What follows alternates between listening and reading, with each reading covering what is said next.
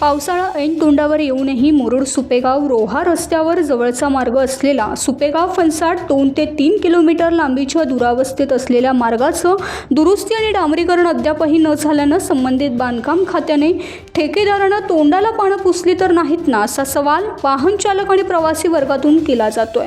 हा रस्ता खड्डेमय अतिशय अरुंद असून विशेषतः सुपेगाव ते फणसाड प्रवेशद्वारापर्यंतचा अंदाजे 4 ते 5 किलोमीटरचा भाग अत्यंत धोकादायक स्थितीत असून अनेक ठिकाणी खड्डे पडल्यात। या रस्त्याच्या कामात संबंधित बांधकाम खाते ठेकेदारानं तसेच फणसाड अभयारण्य विभागानं रस्त्यालगत असलेली झाडझुडपं साफ करण्यात आली आहेत। मात्र मे महिन्याच्या अखेरचा आठवडा सरत आला, पावसाळा तोंडावर आला तरी अद्याप रस्त्यावरील खड्डे बुजवून डांबरीकरण करण्यात आलेलं नाही। सध्या मुरुड काशीद मार्गे रेवदंड अलिबाग या मुख्य रस्त्याचं काम सुरू असल्यामुळे या मार्गाने प्रवास करण्यास मोठा वेळ लागतोय। परिणामी मुरुड परिसरातील सुमारे 90 ते 95% नागरिक, पर्यटक, रुग्णवाहिका तसेच माल वाहतूक करणारी वाहनं वेळ वाचवण्यासाठी सुपेगाव फणसाड मार्गाचा वापर करतात। परंतु सदर मार्ग अरुंद असल्यामुळे समोरून अवजड वाहनं आल्यास वाहन चालकांना मोठ्या अडचणींचा सामना करावा लागतोय। अनेक वेळा वाहनांना जोखमीनं मागे घ्यावं लागतंय। रस्त्याला साईड पट्टी नसून वळणही अत्यंत धोकादायक आहेत।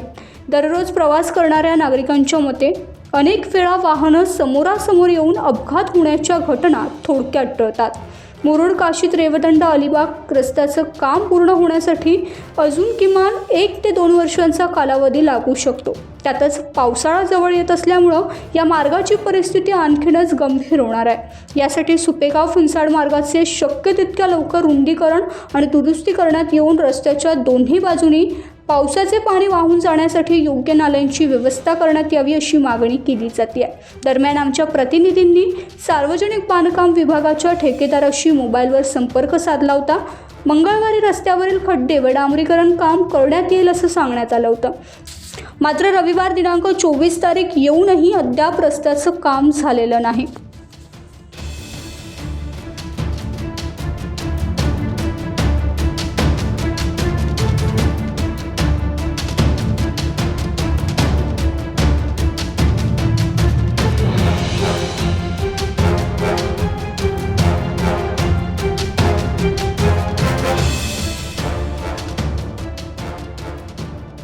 टाइम्स डिजिटलला लाईक करा, शेअर करा, सबस्क्राईब करा आणि बेल आयकॉन दाबायला विसरू नका। Times digital.